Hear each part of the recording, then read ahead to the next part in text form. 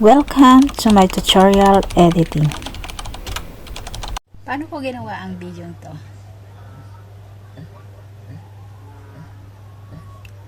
Tara sa CapCut. Ipapakita ko kung paano ko ginawa. Dito guys, acting-acting lang tayo na may sinwipe. Then, lagay natin yung pagkain. Then, okay na. Select new project.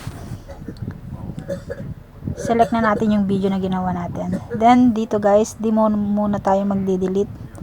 Move na tayo agad sa yung time na nag-swipe siya sa table. Yan. Pindutin natin yung clip, then split.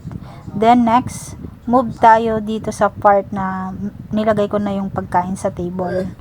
Tapos, yung kamay, medyo nakaangat. Yan, split lang. And then, yung right side na clip, pindutin natin, tapos hanapin natin yung freeze. I-freeze natin. Pagka-freeze, hanapin natin agad yung overlay. Yan, overlay. And then, yung naka-overlay na yan, na naka-freeze, i-move natin sa part na, itapat lang natin yung sa part na swipe na yung table. Yun. Yan, yung part na yun. And then, habang naka-highlights yung naka-freeze na overlay, hanapin natin yung mask. Then, piliin natin yung rectangle. Tapos, yung rectangle, ibaba lang natin. I-adjust natin. Tapos, maglagay tayo ng keyframe. And then, habang nagsaswipe yung kamay, yung rectangle, i-move din natin pataas para makita yung pagkain. Yan.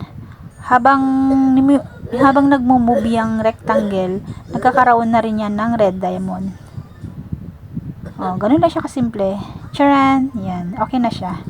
And then, medyo bawasan natin ng konti sa may baba.